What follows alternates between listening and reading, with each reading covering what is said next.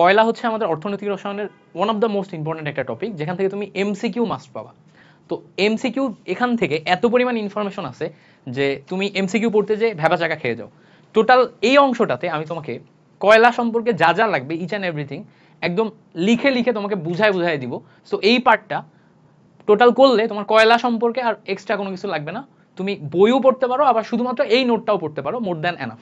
So আমি already তোমাদের কয়লা এইটা তৈরির প্রসেস কিন্তু বলছি, যে অলরেডি বলছি যখন ক্লাসের আগের অংশে, যে আমরা যদি গাছপালা বা জীব এইটার কথা চিন্তা করি, গাছপালা বা জীব এটার কথা চিন্তা করি, এগুলা কোনো একটা প্রাকৃতিক দুর্যোগের কারণে, কোনো একটা প্রাকৃতিক দুর্যোগের কারণে, যেমন ধরো বন্যা বা ধরো ঘূর্ণিঝড়, এই টাইপের কারণে যদি মাটিতে মিশে যায় এবং আস্তে আস্তে আস্তে আস্তে এটা মাটির নিচে চলে যায়, দীর্ঘদিন মাটির নিচে যদি থাকে, তাহলে উচ্চ তাপ এবং চাপে এই গাছপালা জীব এগুলা জীবাশ্মে পরিণত হয়। কি?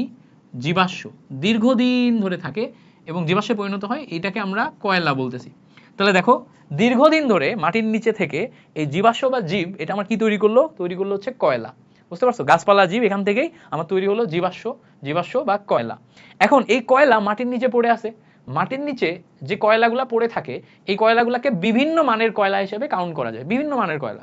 তো আমরা মাটির নিচে ধরো যে সমস্ত কয়লা আছে, এই কয়লাগুলাকে শুরুতেই আমরা যদি দেখি, যে ধরো একদম একটা কয়লা নিলাম, প্রথমেই আমি মাটির নিচে যে কয়লা নিলাম, সেই কয়লা একদম একটা কয়লা যদি নিই, তো প্রথমেই যেই কয়লা পাওয়া যায় একদম নিম্নমানের, এটাকে বলা হচ্ছে পিট কয়লা। এটাকে বলা হচ্ছে পিট কয়লা। তাহলে শুরুতেই প্রথমেই যেই কয়লাটা পাওয়া যায় এটা হচ্ছে সবচেয়ে নিম্নমানের কয়লা, এটা হচ্ছে পিট কয়লা। বাংলায় বললে, বাংলায় লিখে হচ্ছে পয়সিত পিট, এটাকে বলা হচ্ছে পিট কয়লা। তো দেখো, এটা হচ্ছে একদম কয়লা, প্রথম স্টেজেই যেটা পাওয়া যাচ্ছে। তার মানে কি, কয়লা আমরা কি দেখতেছি? গাছপালা বা জীব এইটা মাটির নিচে দীর্ঘদিন পড়ে থেকে উচ্চ তাপে উচ্চ চাপে জীবাশ্ম বা কয়লায় রূপান্তর হচ্ছে। এইটাকে যখন আমরা তাপ উৎপাদনের জন্য উত্তোলন করতেছি, তখন প্রথম স্টেজেই একদম নিম্নমানের যে কয়লাটা পাওয়া যায় সেটা হচ্ছে পিট কয়লা। তাহলে মুখস্থ করে ফেলবো, প্রথম যে কয়লাটা আছে সেটা হচ্ছে পিট কয়লা, এটা হচ্ছে নিম্নমানের কয়লা। ঠিক আছে? এটা কি? এটা হচ্ছে নিম্নমানের। তাহলে পিট কয়লার মান কেমন? এটা হচ্ছে নিম্নমান। আচ্ছা, নিম্নমান। এরপরে পিট কয়লার ঠিক পরের স্টেজ, পিট কয়লার ঠিক পরের স্টেজ মানে পিট কয়লার চেয়ে একটু বেটার কোয়ালিটির যে কয়লা পাওয়া যায়, এটা হচ্ছে লিগনাইট কয়লা। লিগনাইট কয়লা। তার মানে কি, পিট কয়লা যেটা আছে, ধরো গাছপালা এবং জীব যখন জীবাশ্মে পরিণত হচ্ছে, তো অল্প কিছু বছর উচ্চ তাপ ও চাপে প্রথম যে কয়লায় রূপান্তর হয় সেটা হচ্ছে পিট কয়লা। পিট কয়লাকে আরো তুমি যদি তাপ ও চাপ দাও, এই পিট কয়লাকে মানে প্রথম কিছু বছরে তোমার পিট কয়লায় রূপান্তর হয়েছে, এই পিট কয়লাকে আরো কিছু তাপ এবং চাপ যদি দাও, তাহলে এই পিট কয়লা আস্তে আস্তে লিগনাইট কয়লাতে রূপান্তর হবে। কি কয়লাতে রূপান্তর হবে? লিগনাইট কয়লা। ঠিক আছে? বাংলায় লিখলে এটাকে বলা হবে লিগনাইট। তাহলে দেখো, পিট কয়লা এর ঠিক পরের ধাপে লিগনাইট কয়লাতে রূপান্তর হবে। দেখো, লিগনাইট কয়লা রূপান্তর হলো, লিগনাইট কয়লা যেটা আছে এটার বর্ণ তখন হবে হচ্ছে বাদামি। এটা কিন্তু তোমার পিট কয়লার চেয়ে একটু ভালো মানের কয়লা। এটার বর্ণ কি হবে? এটার বর্ণ হবে হচ্ছে বাদামি। ঠিক আছে? এটার বর্ণ হবে হচ্ছে বাদামি। তাহলে পিট কয়লা নিম্নমানের কয়লা, এর পরের স্টেজে লিগনাইট কয়লা। লিগনাইট কয়লাকে তুমি যদি আরো বেশ কিছুদিন রেখে দাও, আরো তাপ ও চাপ দাও, এর পরের ধাপে যেই কয়লাটা তৈরি হবে সেটা হচ্ছে বিটুমিনাস। এর পরের ধাপে যে কয়লাটা তৈরি হবে এটা হচ্ছে বিটুমিনাস। কি কয়লা তৈরি হবে? বিটুমিনাস। বিটুমিনাস হচ্ছে লিগনাইটের চেয়ে আরো বেটার। বিটুমিনাস কি? বিটুমিনাস হচ্ছে লিগনাইটের চেয়ে আরো বেটার। এটা হচ্ছে এই বিটুমিনাস কয়লা, এটা হচ্ছে কালো নরম কয়লা। ঠিক আছে? তাহলে বিটুমিনাস হচ্ছে লিগনাইটের চেয়ে আরো বেটার। তাহলে প্রথমে পিট, তারপর লিগনাইট, তারপর বিটুমিনাস। বিটুমিনাসের পরে আরো দীর্ঘদিন তুমি যদি রেখে দাও, একদম সবচেয়ে ভালো মানের কয়লায় পরিণত হয়। এই সবচেয়ে ভালো মানের কয়লাকে আমরা বলি হচ্ছে অ্যানথ্রাসাইট। অ্যানথ্রাসাইট হচ্ছে উচ্চমানের কয়লা। তাহলে দেখো, এটা ছিল নিম্নমান, এটা হচ্ছে উচ্চমানের কয়লা। এটা অনেক ঘন একটা কয়লা। ঠিক আছে? শক্ত, অনেক শক্ত ঘন মানের কয়লা। তাহলে দেখো, নাম্বার 1 সবচেয়ে ভালো মানের কয়লা হচ্ছে অ্যানথ্রাসাইট, তার চেয়ে একটু খারাপ হচ্ছে বিটুমিনাস, আর একটু কম লিগনাইট, একদম খারাপ হচ্ছে পিট কয়লা। তাহলে শুরুতে প্রথম ধাপে যে কয়লা পাওয়া যায় তাকে আমরা কি বলতেছি? তাকে বলতেছি আমরা পিট কয়লা। মনে থাকবে, একদম প্রথম ধাপে যে কয়লা পাচ্ছি তাকে আমরা বলতেছি হচ্ছে পিট কয়লা।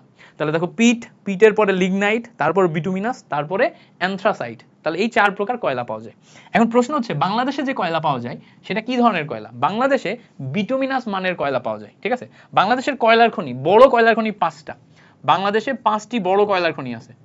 বাংলাদেশে 5টি বড় কয়লা খনি আছে, ঠিক আছে। এই যে বাংলাদেশে 5টি বড় কয়লা খনি আছে, এখানে তোমার ম্যাক্সিমাম ক্ষেত্রে বাংলাদেশে যে 5টি বড় কয়লা খনি আছে এখানে তোমার ম্যাক্সিমাম ক্ষেত্রে তোমার হচ্ছে কি কয়লা পাওয়া যায়? বিটুমিনাস কয়লা পাওয়া যায়। বাংলাদেশের 5টা বড় কয়লার ক্ষেত্রে বিটুমিনাস কয়লা পাওয়া যায়, বিটুমিনাস, ঠিক আছে, বিটুমিনাস কয়লা পাওয়া যায়। এই যে বিটুমিনাস কয়লা আমরা পাচ্ছি, কোথায় পাচ্ছি?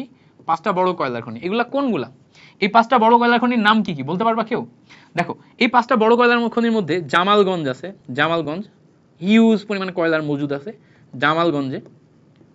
জয়পুরহাটে জামালগঞ্জ, সম্ভবত জয়পুরহাটে জামালগঞ্জ। এরপর দিনাজপুরের বড় পুকুরিয়া, বড় পুকুরিয়া। তাহলে দেখো, জয়পুরহাটে জামালগঞ্জ এটা একটা বড় কয়লার খনি, তারপর দিনাজপুরের বড় পুকুরিয়া এটা একটা বড় কয়লার খনি। এরপরে আছে কি? এরপরে হচ্ছে ফুলবাড়ি, ফুলবাড়ি, ফুলবাড়ি এখানে বড় কয়লার খনি আছে। তারপর হচ্ছে দিঘিপাড়া, দিঘিপাড়া এখানে হচ্ছে বড় কয়লার খনি আছে। তারপরে হচ্ছে আমাদের লাস্টে খালিশপুর, খালিশপুর এখানে হচ্ছে আমাদের বড় কয়লার খনি আছে। এই হচ্ছে আমাদের 5টা কয়লার খনি, ঠিক আছে। তাহলে কোন কোনটা? এই যে 5টা কয়লার খনির মধ্যে কি কি আছে আমরা এই 5টা সম্পর্কে একদম খুব ভালো মতো মাথায় রাখবো, সবকিছু ভালো মতো মাথায় রাখবো। এই 5টা সম্পর্কে কি কি আছে একটু দেখি। দেখো, এই যে 5টা কি আছে, 5টা কয়লার খনি জামালগঞ্জ, বড় পুকুরিয়া, ফুলবাড়ি, দিঘিপাড়া, খালিশপুর। এর মধ্যে সবচেয়ে ভালো কয়লা কোথায় জানো? সবচেয়ে ভালো কয়লা হচ্ছে দিঘিপাড়া। এখানকার কয়লা হচ্ছে সবচেয়ে ভালো। কেন সবচেয়ে ভালো একটু পরে বলবো। সবচেয়ে ভালো, ঠিক আছে। একটা জিনিস সবচেয়ে ভালো, ভালো হওয়ার পিছনে নিশ্চয়ই রিজন আছে, নর্মালি তো হবে না, নিশ্চয়ই রিজন আছে। সো এই রিজনটা আমরা একটু পরে বলবো। দিঘিপাড়ার কয়লা হচ্ছে সবচেয়ে ভালো, সবচেয়ে ভালো মানে ধরো এই সবগুলাই বিটুমিনাস কয়লা, এখানে কোনো অ্যান্থ্রাসাইট কয়লা নেই। অ্যান্থ্রাসাইট সবচেয়ে ভালো কয়লা, উচ্চমানের কয়লা, অনেক ঘন ডেন্স কয়লা অ্যান্থ্রাসাইট। অ্যান্থ্রাসাইট কয়লা তুমি যদি পোড়াও সেখানে ছাই অনেক কম হবে, ম্যাক্সিমাম তাপে রূপান্তর হয়ে যায়, ঠিক আছে। ছাই অনেক কম হবে, উচ্চমানের কয়লা, শক্তির পরিমাণ অনেক বেশি। বাংলাদেশে যেগুলো পাওয়া যায় সেটা হচ্ছে বিটুমিনাস লেভেলের। বিটুমিনাস আবার 3 প্রকার আছে, ওগুলোতে আমরা পরে যাব, ডিটেইলসে আমরা পরে যাব। সো বিটুমিনাস মানের কয়লা, এই বিটুমিনাস মানের কয়লা বাংলাদেশে মূলত সবচেয়ে বড় বড় 5টা খনিতে পাওয়া যায়। জামালগঞ্জ, বড়পুকুরিয়া, ফুলবাড়ি, দিঘিপাড়া, তারপর হচ্ছে খালিশপুর, এগুলা। এর মধ্যে দিঘিপাড়ার কয়লা সবচেয়ে ভালো, কারণ দিঘিপাড়ার কয়লায় সবচেয়ে বেশি তুলনামূলক তাপ উৎপন্ন হয়। এখন বাংলাদেশের টোটাল কয়লার মজুদ কতটুকু বলতে পারবা? কয়লার মজুদ বাংলাদেশের টোটাল আছে হচ্ছে, বাংলাদেশের টোটাল কয়লার মজুদ, কয়লার মজুদ 3.697 billion metric ton, billion metric ton. কি পরিমাণ কয়লা দেখছো? Metric ton. বাংলাদেশের টোটাল কয়লার মজুদ হচ্ছে, কয়লার মজুদ হচ্ছে কত? এই পরিমাণ কয়লার মজুদ বাংলাদেশে 3.697 বিলিয়ন মেট্রিক টন। এটা কোথায় আছে? এই টোটাল কয়লাটা আছে হচ্ছে আমার বাংলাদেশে, এই টোটাল কয়লাটা আছে হচ্ছে আমার বাংলাদেশে। সো বাংলাদেশে এত পরিমাণ কয়লার মজুদ আছে। তাহলে বলবা ভাইয়া এত পরিমাণ কয়লার মজুদ আছে তারপরে আমাদের এত লোডশেডিং হয় কেন? কারণ আমাদের কয়লা থাকলেও সেগুলো উত্তোলনের জন্য পর্যাপ্ত পরিমাণে ক্যাপাসিটি নাই। প্রত্যেকটা জায়গাতে প্রচুর পরিমাণে দুর্নীতি হয়, দুর্নীতির কারণে আমরা ওই ক্যাপাসিটি এখনো তৈরি করে পারি নাই, ঠিক আছে। তাহলে আমরা দেখতে পাচ্ছি আমাদের টোটাল বাংলাদেশে টোটাল কয়লার কত, এত। এই ইনফরমেশনটা কই থেকে পাইছি? এটা হাজারি স্যারের বই থেকে আছে, হাজারি স্যারের বইয়ে আছে, ঠিক আছে। হাজারি স্যারের বই আছে, এমসিকিউ এর জন্য ইম্পর্টেন্ট, বিশেষ করে মেডিকেল অ্যাডমিশন টেস্টে প্রচুর আসতে দেখা যাবে। ওকে, তাহলে এই পর্যন্ত আমরা বুঝতে পারলাম কয়লার, এই পর্যন্ত আমরা ক্লিয়ার করতে পারছি। কয়লার এই পর্যন্ত ক্লিয়ার করতে পারলে এবার আসবো আমরা কয়লার মেইন পড়াশোনায়। কয়লাকে ব্ল্যাক ডায়মন্ড বলা হয় বাংলাদেশে, এই ইনফরমেশনটা তো এখানে লেখা হয় নাই। কয়লাকে আমরা ব্ল্যাক ডায়মন্ড বলি, অনেক দেশেই কয়লাকে ব্ল্যাক ডায়মন্ড বলে। কয়লার আরেক নাম হচ্ছে ব্ল্যাক ডায়মন্ড। তাহলে এখানে দেখো, ব্ল্যাক ডায়মন্ড বলা হয় কাকে? কয়লাকে। তাহলে কয়লার আরেক নাম হচ্ছে ব্ল্যাক ডায়মন্ড। বাংলাদেশে প্রাপ্ত যে সমস্ত কয়লা এটা হচ্ছে বিটুমিনাস কয়লা, ঠিক আছে, বিটুমিনাস কয়লা। বাংলাদেশে অ্যান্থ্রাসাইট কয়লা পাওয়া যায় না, অ্যান্থ্রাসাইট কয়লা পাওয়া যায় না। তাহলে মোট মজুদ কত? 3.967 বিলিয়ন মেট্রিক টন। এগুলো সব এমসিকিউ, এই সব ইনফরমেশনগুলো আমার এমসিকিউ এর জন্য ইম্পর্টেন্ট। এবার দেখো আমি যেটা বলছিলাম খেয়াল করে দেখো, পিট কয়লা খেয়াল করে দেখো এখানে আছে এই জায়গায়, একটু খেয়াল করো। পিট কয়লা, পিট কয়লা, পিট কয়লা হচ্ছে কয়লার প্রাথমিক রূপ। আমরা যখন গাছপালা জীব নিচ্ছি, সেই গাছপালা জীবকে যখন আমরা মাটির নিচে চাপা দিয়ে ফেলতেছি বা কোনো একটা দুর্ঘটনার কারণে মাটির নিচে যখন চাপা পড়তেছে, প্রথম ধাপে মানে প্রাথমিক রূপে সেটা পিট কয়লা তৈরি হয়। এটা হচ্ছে কৃষ্ণ কয়লা, গাঢ় বাদামি। এটাকে আরো বেশি চাপ এবং তাপ দিলে আরো সময় পর এটা লিগনাইটে পরিণত হয়, এটা হচ্ছে বাদামি। এটাকে আরো বেশি চাপ এবং তাপ দিলে এটা বিটুমিনাসে তৈরি হয়, এটা হচ্ছে কালো নরম কয়লা। এটা বড় প্রক্রিয়ায় প্রাপ্ত বিটুমিনাস কয়লা। কোথায় পাওয়া যায়? বড় প্রক্রিয়া বা অন্যান্য যে সমস্ত কয়লা খনিগুলো আছে এগুলাতে পাওয়া যায়। বাংলাদেশে মোট 5টা কয়লার ক্ষেত্রে কয়লার খনিতে আমরা কি দেখলাম? বড় 5টা কয়লার খনিতে আমরা বিটুমিনাস কয়লা পাই। আরো বেশি তাপ এবং চাপ দিলে এরপরে তৈরি হয় হচ্ছে অ্যান্থ্রাসাইট কয়লা। অ্যান্থ্রাসাইট কয়লা হচ্ছে সবচেয়ে উন্নত মানের কয়লা, সবচেয়ে উন্নত মানের কয়লা। তাহলে এই পর্যন্ত আমাদের বেসিক ইনফরমেশনগুলা ক্লিয়ার কিনা? এই পর্যন্ত আমাদের বেসিক ইনফরমেশনগুলা ক্লিয়ার কিনা?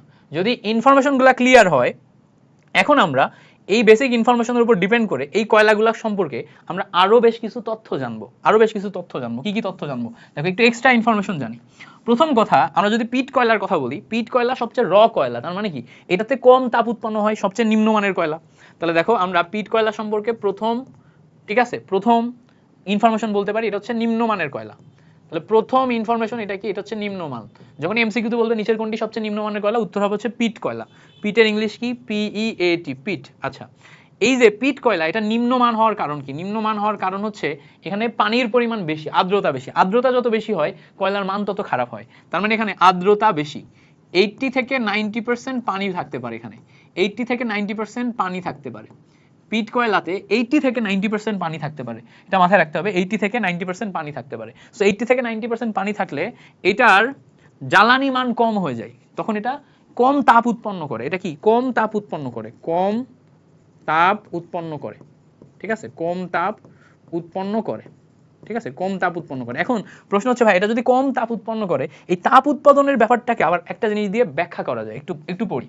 কয়লার ক্ষেত্রে মাথায় রাখবা, ঠিক আছে, কয়লার ক্ষেত্রে মাথায় রাখবা, ধরো তোমার কাছে এই জায়গাতে এইটুকু কয়লা আছে, এটা হচ্ছে ধরো একটা কয়লা, এটা কি একটা কয়লা, এটা ধরো একটা কয়লা।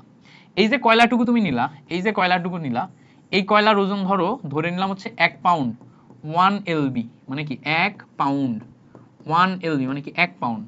এই 1 পাউন্ড পরিমাণ কয়লাকে পোড়ালে, 1 পাউন্ড পরিমাণ কয়লাকে পোড়ালে, 1 পাউন্ড পরিমাণ কয়লাকে পোড়ালে যে তাপ উৎপন্ন হয়, 1 পাউন্ড পরিমাণ কয়লাকে পোড়ালে যে তাপ উৎপন্ন হয়, 1 পাউন্ড কয়লাকে পোড়ালে যে তাপ উৎপন্ন হয় সেটা হচ্ছে আমার ব্রিটিশ থার্মাল ইউনিট, 1 BTU, ঠিক আছে। তো 1 পাউন্ড কয়লাকে পোড়ায় আমরা যেই পরিমাণ তাপ পাবো সেটা হচ্ছে আমার ব্রিটিশ থার্মাল ইউনিট দিয়ে প্রকাশ করা হয়, যেই পরিমাণ তাপ বা শক্তি উৎপন্ন হয়। তো দেখো 1 পাউন্ড কয়লাকে পোড়াইলে, 1 পাউন্ড কয়লাকে পুড়াইলে যেই তাপ উৎপন্ন হয় সেটা হচ্ছে আমার বিটিইউতে প্রকাশ করব, তাই না? ব্রিটিশ থার্মাল ইউনিটে প্রকাশ করব।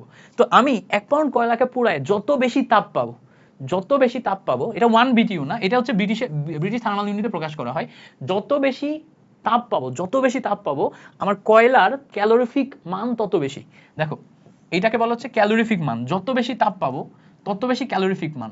যে তাপ উৎপন্ন হয় এটাকে বিটিইউ দিয়ে প্রকাশ করা হয়, একে বলা হচ্ছে ক্যালোরিফিক মান, ক্যালোরিফিক মান, ক্যালোরিফিক মান বা ভ্যালু, ক্যালোরিফিক মান বা ভ্যালু। তার মানে আমি 1 পাউন্ড কয়লা নিছি, সেই 1 পাউন্ড কয়লাকে পুড়ালাম।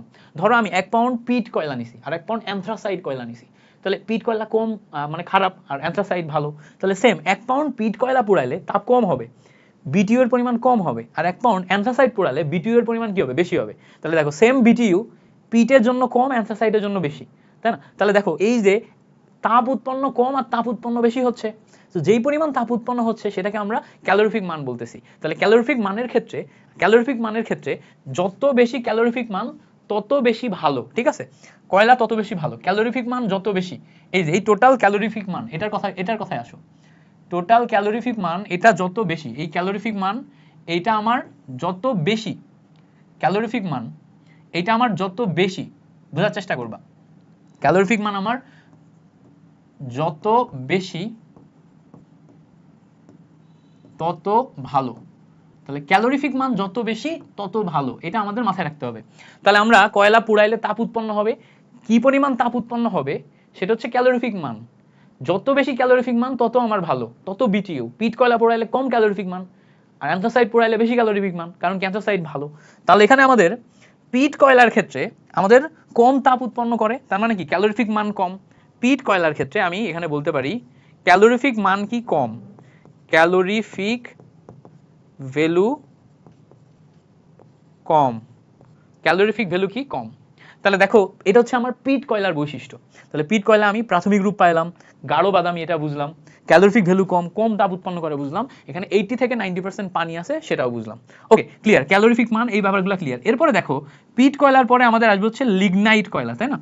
এরপর আসবে হচ্ছে লিগনাইট কয়লা। লিগনাইট কয়লার বর্ণ কি বাদামি। লিগনাইট কয়লাতেও পানি থাকে, এখানে পানির পরিমাণ কতটুকু, এটার পানির পরিমাণ 40%, 40% পানি বা 40% আর্দ্রতা থাকে। তো 40% আর্দ্রতা, এটা দেখো পিটের চেয়ে কম না, পিটের চেয়ে কম মানে এটা হচ্ছে পিট কয়লার চেয়ে ভালো কয়লা, পিটের চেয়ে ভালো কয়লা। তাহলে এইটাকে বলা যায় পিট কয়লার চেয়ে ভালো আর বিটুমিনাস কয়লার চেয়ে খারাপ।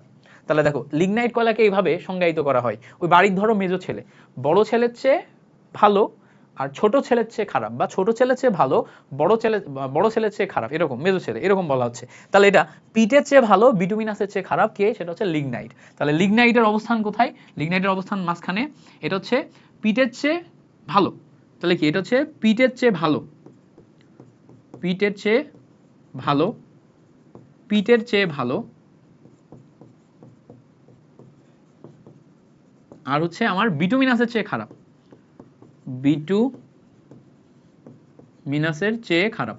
তাহলে এখানে যে আমাদের বিটুমিনাস আছে এইটার চেয়ে আমার কি খারাপ, বুঝতে পারছো, বিটুমিনাসের চেয়ে খারাপ। এইভাবে আমরা লিগনাইট সম্পর্কে বললাম। তাহলে লিগনাইট সম্পর্কে আমার ক্লিয়ার ধারণা আসলো কিনা, লিগনাইট সম্পর্কে ক্লিয়ার ধারণা আসলো কিনা। লিগনাইট সম্পর্কে আরেকটা ইনফরমেশন লাগবে, এই লিগনাইট কয়লা পুড়ায়ে আমরা বিদ্যুৎ উৎপাদন করি, বিভিন্ন টাইপের কলকারখানা চালাই, ঠিক আছে, জ্বালানি হিসেবে ব্যবহার করি। লিগনাইট কয়লা পুড়ায়ে আমাদের প্রোডিউসার গ্যাস তৈরি করা হয়, প্রোডিউসার গ্যাস। লিগনাইট কয়লা থেকে কিটা তৈরি হয়, প্রোডিউসার গ্যাস। এখন বলবা ভাই প্রোডিউসার গ্যাস কি, দেখো 2 মোল কার্বন মনোক্সাইড এবং নাইট্রোজেন এইটা সমন্বয়ে তৈরি হয় হচ্ছে প্রোডিউসার গ্যাস। এটা এমসিকিউতে আসবে, এই যে ইনফরমেশনটা আমি বললাম এটা এমসিকিউতে মাস্ট আসবে, এটা মাথায় রাখবা যে লিগনাইট কয়লা থেকে প্রোডিউসার গ্যাস তৈরি হয়। প্রোডিউসার গ্যাস হচ্ছে 2 মোল কার্বন মনোক্সাইড 1 মোল নাইট্রোজেন, অনুপাত কত 2:1, অনুপাত কত 2:1। 2 মোল কার্বন মনোক্সাইড 1 মোল নাইট্রোজেন মিলে আমার প্রোডিউসার গ্যাস তৈরি হয়, প্রোডিউসার গ্যাস তৈরি হয়। প্রোডিউসার গ্যাস কোথা থেকে তৈরি হয়, লিগনাইট কয়লা থেকে তৈরি হয়, মনে থাকবে লিগনাইট কয়লা থেকে তৈরি হয়। আচ্ছা লিগনাইট কয়লার পরের ধাপে আমরা বিটুমিনাস কয়লা পাই, কি পাই, বিটুমিনাস কয়লা পাই। বিটুমিনাস কয়লা হচ্ছে কালো নরম কয়লা। এই যে কালো নরম কয়লা যেটাকে আমরা বলতেছি বিটুমিনাস কয়লা, এইটা ম্যাক্সিমাম ক্ষেত্রে আমাদের বাংলাদেশের ওই যে বড় 5টা কয়লার খনি, বড়পুকুরিয়া, জামালগঞ্জ, দিঘিপাড়া, খালিশপুর, এগুলাতে পাওয়া যায়। তো এই যে বিটুমিনাস এরকম তোমার হচ্ছে বাংলাদেশের বড় 5টা কয়লা খনিতে পাওয়া যায়। তাহলে যদি জিজ্ঞেস করে বড়পুকুরিয়াতে প্রাপ্ত কয়লা কোনটি, উত্তর হচ্ছে বিটুমিনাস। যদি জিজ্ঞেস করে বাংলাদেশে প্রাপ্ত কয়লা কোনটি, উত্তর হচ্ছে বিটুমিনাস। বিটুমিনাসের আবার 3 প্রকার আছে, 3 প্রকার আছে। বিটুমিনাসের কয় প্রকার আছে, বিটুমিনাসের আছে আমার 3 প্রকার। তো এটাকে বলা হচ্ছে সাব বিটুমিনাস, সাব বিটুমিনাস এক প্রকার, আরেকটা হচ্ছে শুধু বিটুমিনাস, আরেকটা হচ্ছে সুপার বিটুমিনাস, আরেকটা হচ্ছে শুধু বিটুমিনাস, আরেকটা হচ্ছে সুপার বিটুমিনাস, সুপার বিটুমিনাস। তাহলে দেখো একটা হচ্ছে সাব বিটুমিনাস, একটা হচ্ছে বিটুমিনাস, আর একটা হচ্ছে সুপার বিটুমিনাস। এই 3 প্রকার আমাদের বিটুমিনাস কয়লা পাওয়া যায়।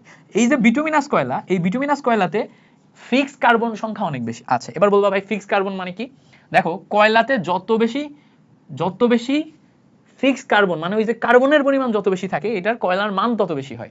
তো কয়লাতে কার্বনের পরিমাণকে আমরা ফিক্সড কার্বন দিয়ে বিবেচনা করি, ঠিক আছে।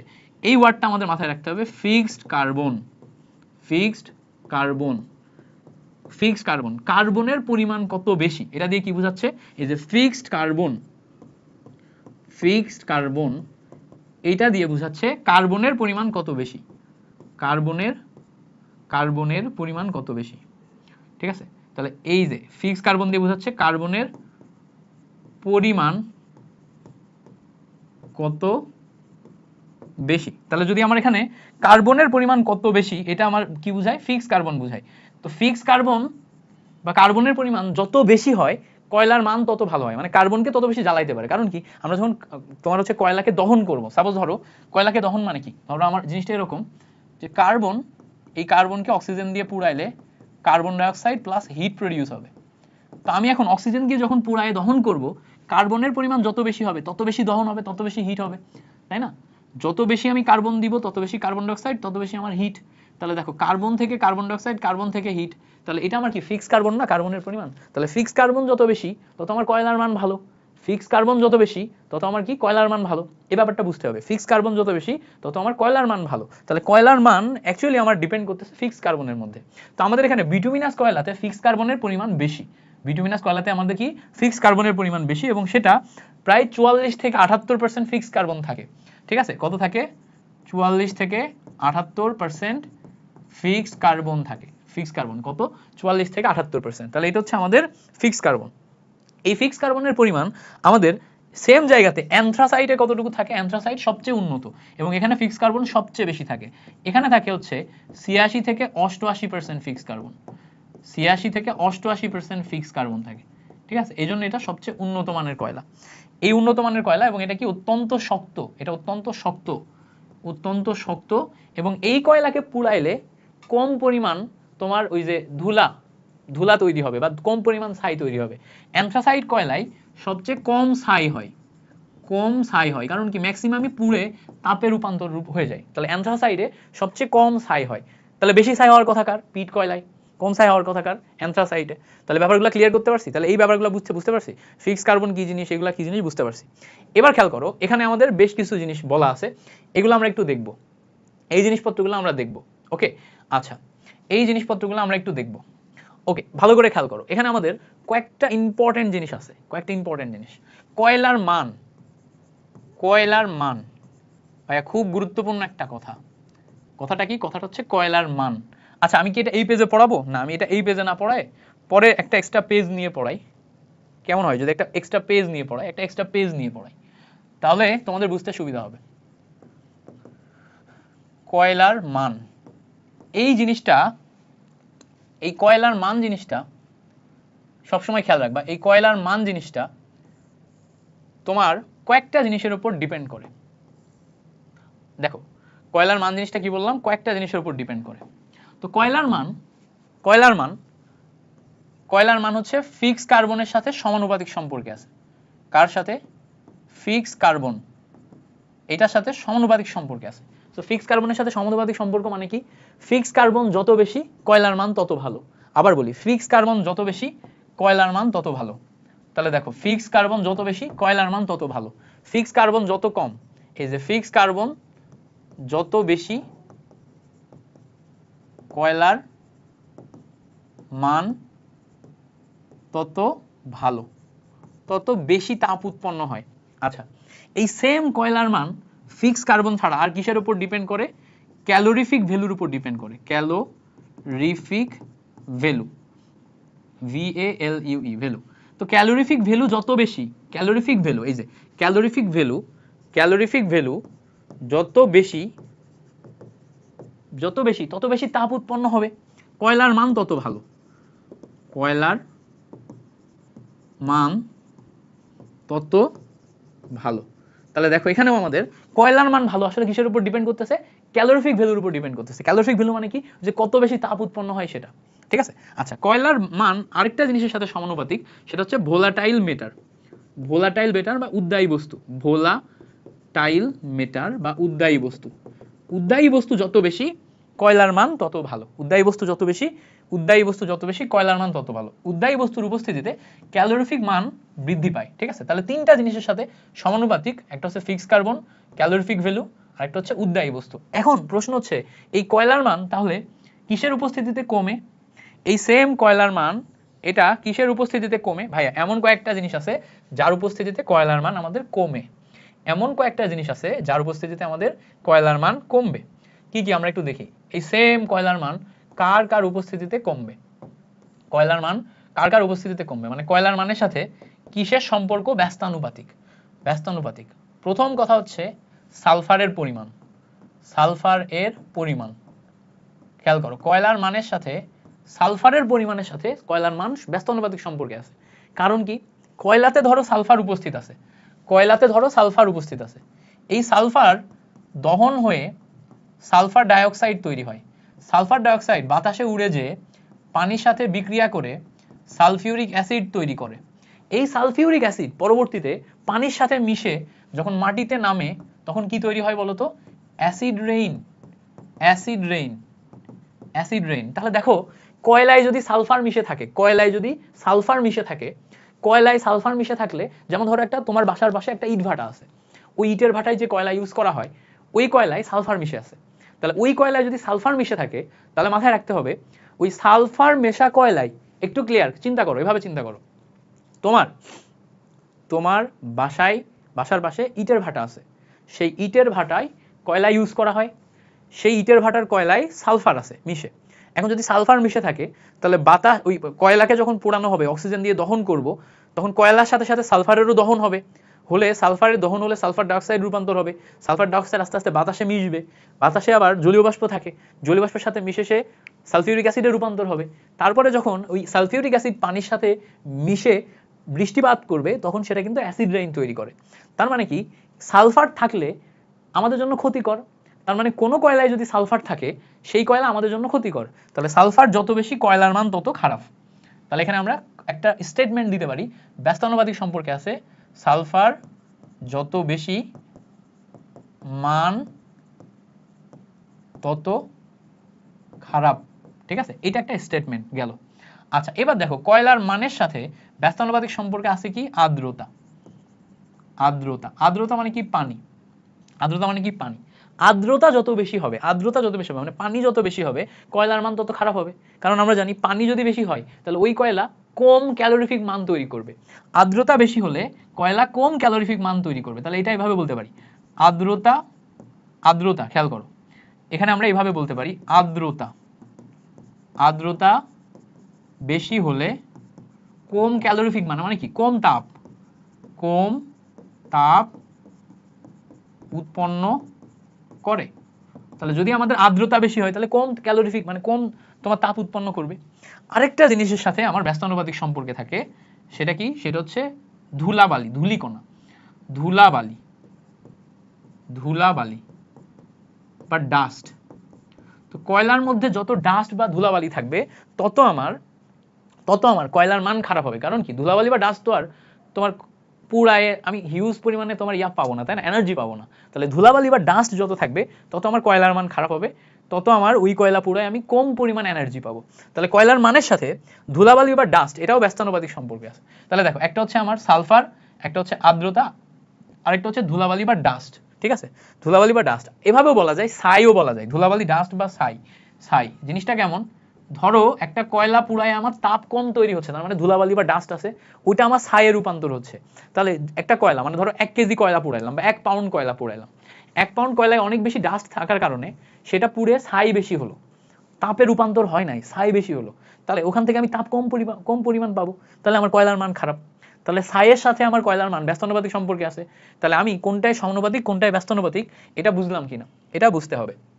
এরপরে দেখো এখানে সবচেয়ে গুরুত্বপূর্ণ আরেকটা পার্ট হচ্ছে কোন কয়লা কোথায় ব্যবহার হয়, কোন কয়লা কোথায় ব্যবহার হয়, কোন কয়লা কোথায় ব্যবহার হয়, কোন কয়লা কোথায় ব্যবহার হয়, এবং তার চেয়ে বেশি ইম্পর্টেন্ট যে কোন কয়লায় কার্বনের পরিমাণ কত।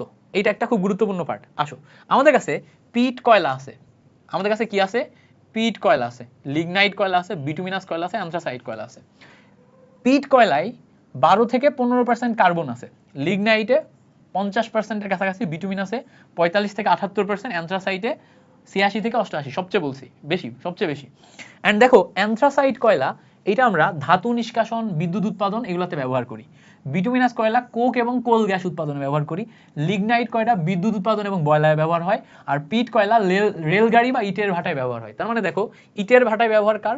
পিট কয়লা। বিদ্যুৎ উৎপাদনে ব্যবহার কার? বিদ্যুৎ উৎপাদনে ব্যবহার কার? লিগনাইট ব্যবহার করি বয়লার বিদ্যুৎ উৎপাদন। বিটুমিনাস কোল গ্যাস উৎপাদনে, কোক বা কোল গ্যাস উৎপাদনে। অ্যান্থ্রাসাইট হচ্ছে আমার বিদ্যুৎ উৎপাদনেও হয়, আবার ধাতু নিষ্কাশনেও হয়। ধাতু নিষ্কাশনে একমাত্র অ্যান্থ্রাসাইট, খেয়াল করে দেখছো, ধাতু নিষ্কাশনে একমাত্র আমার অ্যান্থ্রাসাইট। ঠিক আছে, সো এটা আমার এমসিকিউ এর জন্য ইম্পর্টেন্ট, মাথায় রাখবো, এমসিকিউ এর জন্য ইম্পর্টেন্ট, এটা মাথায় রাখবো। আচ্ছা, বাংলাদেশে যে কয়টা কয়লার খনি আছে এর মধ্যে সবচেয়ে ভালো কয়লা পাওয়া যায় হচ্ছে দিঘিপাড়ায়, এটা মাথায় রাখবো। বাংলাদেশে সবচেয়ে ভালো কয়লা পাওয়া যায় বাংলাদেশে সবচেয়ে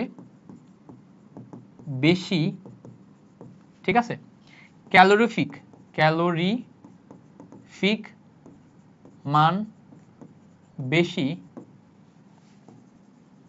কয়লা পাওয়া যায়। কোথায় এটা? এটা হচ্ছে দিঘিপাড়া। কোথায়? দিঘিপাড়া। এটা এমসিকিউতে আসে, সবচেয়ে ভালো কয়লা কোথায় পাওয়া যায়? উত্তর হচ্ছে দিঘিপাড়া। দিঘিপাড়ায় যে কয়লা পাওয়া যায় এটা ক্যালোরিফিক মান কত, এটা মাথায় রাখবে, এটাও এমসিকিউতে আসে। 12,116 British thermal unit per LB. 1 pound কয়লা পুড়ায় 12,116 বিটিইউ পাওয়া যায়। তাহলে আমি 1 পাউন্ড কয়লা পুড়ায় যদি আমি জুলে হিসাব করি কতটুকু জুল পাবো আমি? তাহলে আমরা জানি 1 BTU is equals to 1055 joule. তাহলে দেখো 12,116 বিটিইউ, এটাকে 1055 দিয়ে গুণ করো, জুল, এত জুল হিট পাবা তুমি 1 পাউন্ড কয়লা পুড়ায়। বুঝতে পারছো? 1 পাউন্ড কয়লা পুড়ায় পাবা। তাহলে সবচেয়ে ভালো কয়লা কোথায়? দিঘিপাড়াতে। সবচেয়ে ভালো কয়লা কোথায়? দিঘিপাড়াতে। দিঘিপাড়ার কয়লার তোমার বিটিইউ ভ্যালু কত? 12,116 বিটিইউ পার এলবি। 1 পাউন্ড কয়লা পুড়ায় 12,116, অনেক বেশি। বুঝতে পারছো? সো এটা হচ্ছে আমাদের মাথায় রাখতে হবে। গ্রেডের ভিত্তিতে যদি আমরা বিবেচনা করি, সবচেয়ে ভালো গ্রেডের কয়লা হচ্ছে দিঘিপাড়ার কয়লা। সবচেয়ে ভালো গ্রেডের কয়লা কোথায়? দিঘিপাড়ার কয়লা। মনে থাকবে? আচ্ছা, এই ছকটা একটু মনে রাখতে হবে। এই ছকটা সবচেয়ে গুরুত্বপূর্ণ ছক ভাই। এটা কয়টা স্টার দিব? 5টা স্টার দিয়ে দিলাম। এটা সবচেয়ে গুরুত্বপূর্ণ ছক। এই ছকে দেখো আমাদের এখানে কি আছে? এই ছকে আমাদের এখানে কোল গ্যাস আছে, প্রোডিউসার গ্যাস আছে, সংশ্লেষ গ্যাস আছে, ওয়াটার গ্যাস আছে। এই 4 প্রকার গ্যাসের বেসিকগুলা জানলেই হচ্ছে। তোমরা যখন ইঞ্জিনিয়ারিং কোচিং করবা আমাদের কাছ থেকে, ইঞ্জিনিয়ারিং ক্লাস করবা আমার, ইঞ্জিনিয়ারিং ক্লাসে আমি তোমাদেরকে এই গ্যাসগুলার তৈরি হয় কিভাবে, তৈরির বিক্রিয়া শেখাবো। আমি আবার বলি, ইঞ্জিনিয়ারিং ক্লাসে এই গ্যাসগুলার তৈরির বিক্রিয়া শেখাবো। বিকজ বুয়েট অ্যাডমিশন টেস্টে বা ইঞ্জিনিয়ারিং অ্যাডমিশন টেস্টে এই বিক্রিয়াগুলো বিভিন্ন সময় আসতে দেখা যায়। এই বিক্রিয়াগুলো লিখতে দেয়, রিটেনে লিখতে দেয়। নর্মালি তুমি এখান থেকে varsity admission test, medical admission test, board, খেয়াল করো, board plus varsity admission test plus medical admission test, এগুলাতে কি পাবা? এমসিকিউ পাবা। এই টোটাল জায়গা থেকে তুমি এমসিকিউ পাবা। এখন এমসিকিউ কিভাবে আসবে আমি তোমাকে বলে দিচ্ছি। প্রথম কথা, ওয়াটার গ্যাস কি? কার্বন মনোক্সাইডের সাথে হাইড্রোজেন, ওয়াটার গ্যাস। কার্বন মনোক্সাইডের সাথে হাইড্রোজেন, ওয়াটার গ্যাস। এখানে দেখো অনুপাত কত? কার্বন মনোক্সাইড 1, হাইড্রোজেন 1, 1:1 অনুপাতে ওয়াটার গ্যাস। আচ্ছা, যখন সংশ্লেষণ গ্যাস আসবে বা সংশ্লেষ গ্যাস আসবে, এটাকে সিনথেসিস গ্যাস বলে। এটা হচ্ছে কার্বন মনোক্সাইডের সাথে হাইড্রোজেন 3 মলিকিউল, এইটার অনুপাত হচ্ছে 1:3। কার্বন মনোক্সাইডের সাথে 3 মলিকিউল হাইড্রোজেন। তাহলে একটা হচ্ছে ওয়াটার, একটা হচ্ছে সংশ্লেষ। একটা ওয়াটার, একটা সংশ্লেষ। পার্থক্য কি? ওয়াটার 1:1, সংশ্লেষ 1:3। দুইটাই কার্বন মনোক্সাইড এবং হাইড্রোজেন দিয়ে তৈরি। আচ্ছা, লাস্টে হচ্ছে আমাদের প্রোডিউসার গ্যাস। যখনই প্রোডিউসার কথাটা আসবে তখন কার্বন মনোক্সাইডের সাথে নাইট্রোজেন, তখন আমার হবে হচ্ছে 2:1। দেখো প্রোডিউসারে আমরা হাইড্রোজেনের জায়গায় নাইট্রোজেন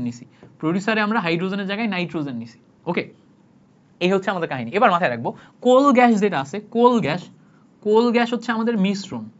কোল গ্যাস একটা না, কোল গ্যাস অনেকগুলার মিশ্রণ। কি কি মিশ্রণ? কোল গ্যাসের মধ্যে মিথেন থাকবে, প্লাস এর সাথে হাইড্রোজেন থাকবে, প্লাস এর সাথে কার্বন মনোক্সাইড থাকবে, প্লাস নাইট্রোজেন থাকবে। এতগুলার মিশ্রণ মিলে আমাদের কোল গ্যাস তৈরি হয়। তাহলে যখনই কোল গ্যাসের কথা বলবে, কোল গ্যাসের যদি বলে নিচের কোনটি কোল গ্যাসের মিশ্রণে থাকে, মিথেন খুঁজবা, হাইড্রোজেন, নাইট্রোজেন, কার্বন মনোক্সাইড খুঁজবা। Methane, hydrogen, nitrogen, carbon monoxide এগুলো খুঁজবা। ইথিলিন, অ্যাসিটিলিন এগুলোও থাকে। ঠিক আছে? তো এইগুলো হচ্ছে আমাদের মোটামুটি কি, একটা হচ্ছে ওয়াটার গ্যাসের সংকেত, একটা সংশ্লেষ গ্যাসের সংকেত, একটা প্রোডিউসার গ্যাসের সংকেত, একটা হচ্ছে কোল গ্যাসের সংকেত। এই জায়গা থেকে তুমি কোথায় কোথায় কোশ্চেন পাবা? Board exam, varsity admission test, medical admission test, এত জায়গাতে তুমি এমসিকিউ পাবা। এটা যদি মুখস্থ না করো ভাই, তোমার জীবনটা বৃথা। এইটা এই অনুপাত ধরে ধরে লিখে প্র্যাকটিস করবা। ওয়াটার গ্যাস এত, সংশ্লেষ গ্যাস এত, প্রোডিউসার গ্যাস এত, কোল গ্যাস এত, লিখে ঠিক আছে? একদম লিখে প্র্যাকটিস করবা, ক্লিয়ার করতে পারছি? আশা করি পুরা ব্যাপারটা ক্লিয়ার। সো এই ছিল মোটামুটি আমাদের কয়লার এখনো পর্যন্ত পড়াশোনা। লাস্টের দিকে চলে আসি আমরা কয়লায়। এবার আসো, কয়লার ক্ষেত্রে কয়লাকে তরলীকরণ করা হয়। কয়লাকে, খুবই গুরুত্বপূর্ণ। কয়লা তো কঠিন, তাই না? কয়লাকে তরলীকরণ করা হয়, মানে তরল পেট্রোলিয়ামে রূপান্তর করা হয়। তাহলে দেখো, কয়লা তো কঠিন, এই কঠিন কয়লাকে তরল পেট্রোলিয়ামে রূপান্তর করা, তরল পেট্রোলিয়াম এইটাতে রূপান্তর করা, কঠিন কয়লাকে তরল পেট্রোলিয়ামে রূপান্তর করার যে প্রক্রিয়া, এইটাকে বলা হচ্ছে ফিশার ট্রফস। এটাকে কি বলে? এটাকে বলা হচ্ছে ফিশার ট্রফস। কঠিন কয়লাকে তরল পেট্রোলিয়ামে রূপান্তর করার যে প্রক্রিয়া, এটাকে কি বলে? এটাকে বলা হচ্ছে ফিশার ট্রফস। তো যদি কখনো জিজ্ঞেস করে ফিশার ট্রফস কোন পদ্ধতি করে, কি করে, ফিশার ট্রফস কি করে, উত্তর হচ্ছে কঠিন কয়লাকে তরল পেট্রোলিয়ামে রূপান্তর করে। যদি জিজ্ঞেস করে ফিশার ট্রফস কি করে, ফিশার ট্রফস হচ্ছে কঠিন কয়লাকে তরল পেট্রোলিয়ামে রূপান্তর করে। কঠিন কয়লাকে পেট্রোলিয়াম বা জ্বালানি তেল যেটা হচ্ছে তরল, কঠিন থেকে তরলে রূপান্তর করলো, সেটা কি? ফিশার ট্রফস। পদ্ধতির নাম কি? ফিশার ট্রফস। এখানে আমাদের খুব গুরুত্বপূর্ণ ব্যাপার হচ্ছে ফিশার ট্রফস পদ্ধতিতে আমরা ব্যবহার করি নিকেল এবং কোবাল্ট। নিকেল বা কোবাল্ট এগুলা ব্যবহার করি। নিকেল, কোবাল্ট, কোবাল্ট CO হবে, কোবাল্ট, কোবাল্ট ব্যবহার করি। তাহলে দেখো কার্বন মনোক্সাইড এবং হাইড্রোজেন, কার্বন মনোক্সাইড এবং হাইড্রোজেন মানে হচ্ছে তোমার ওয়াটার গ্যাস। এটাকে কোবাল্ট এবং নিকেলের উপস্থিতিতে হিট এবং প্রেসার দিয়ে ওয়াটার গ্যাসকে দেখো আমরা ওই যে পেট্রোলিয়ামে রূপান্তর করে ফেলছি। এইটা হচ্ছে আমার বিক্রিয়া। এটা কি? এটা হচ্ছে আমার বিক্রিয়া। তাহলে দেখো জিনিসটা কেমন। আমরা এখানে কার্বন মনোক্সাইড এবং হাইড্রোজেন ওয়াটার গ্যাস নিলাম, এইটাকে যদি আমরা কোবাল্ট এবং নিকেলের উপস্থিতিতে, কোবাল্ট নিকেল এগুলোর উপস্থিতিতে হিট এবং প্রেসার দিই, দিলে এখান থেকে আমরা হাইড্রোকার্বন পাবো, CnH2n+2 প্লাস পানি পাবো। এই হাইড্রোকার্বন কি? এটা হচ্ছে আমার তরল পেট্রোলিয়াম। তরল পেট্রোলিয়াম উচ্চতর কার্বন বিশিষ্ট। এই জন্য এটাকে আমরা বলতেছি যে ফিশার ট্রফস পদ্ধতিতে কয়লা থেকে তরল পেট্রোলিয়ামে রূপান্তর করা হয়। তো তোমাকে এইটাই বলবে কঠিন কয়লা থেকে তরল পেট্রোলিয়ামে রূপান্তর করার পদ্ধতির নাম কি? উত্তর হচ্ছে ফিশার ট্রফস। বিক্রিয়া আসার চান্স কম। এখানে টেম্পারেচার কত ইউজ হয়? 150 থেকে মানে 150 থেকে 300 ডিগ্রি সেন্টিগ্রেড টেম্পারেচার ইউজ হয় জেনারেলি। আচ্ছা, এবার দেখো কয়লার আরেকটা ব্যবহার আছে, সেটা কি? সেটা হচ্ছে ধাতু নিষ্কাশন। দেখো ধাতু নিষ্কাশন কিভাবে? দেখো আমরা এই যে এই অংশটা পাচ্ছি, এটা হচ্ছে হেমাটাইট। হেমাটাইট এটা হচ্ছে আকরিক, হেমাটয়েড, আয়রনের একটা আকরিক, হেমাটাইট, Fe2O3। এর সাথে যদি আমরা তোমার ওই যে কয়লা, তোমার অ্যান্থ্রাসাইট কয়লা ইউজ করি, অ্যান্থ্রাসাইট কয়লা তো একদম সলিড কার্বন, তাই না? এই সলিড কার্বনের সাথে অক্সিজেন মিশে যে কার্বন মনোক্সাইড তৈরি করে, আয়রন একা হয়ে যায়। তাহলে কি আমরা আকরিক সরাই, আকরিক থেকে লোহা সরাই ফেললাম না? আকরিক মানে কি? আয়রনের অক্সাইড ছিল, আয়রনের অক্সাইড থেকে অক্সাইড সরাই ফেলে আমি শুধু আয়রনকে আলাদা করতেছি কার মাধ্যমে? কার্বনের মাধ্যমে। তাহলে এখানে কার্বন কি হিসেবে কাজ করছে? কার্বন এখানে শক্তিশালী বিজারক হিসেবে কাজ করছে। কার্বন এখানে রিডিউসিং এজেন্ট হিসেবে কাজ করছে, শক্তিশালী বিজারক। মনে থাকবে? তাহলে এখানে কার্বন শক্তিশালী বিজারক হিসেবে কাজ করছে। এই কার্বনটা আসলে কি? কার্বনটা হচ্ছে অ্যান্থ্রাসাইট মানের কয়লা, সবচেয়ে ভালো মানের কয়লা। বুঝতে পারছো? তাহলে এই পর্যন্ত আমরা ক্লিয়ার করতে পারলাম কিনা? এই পর্যন্ত ক্লিয়ার করতে পারছি? আচ্ছা, এই পর্যন্ত আমাদের আশা করি ক্লিয়ার। এবার আসো কয়লার সামগ্রিক ব্যবহারের দিকে আসি।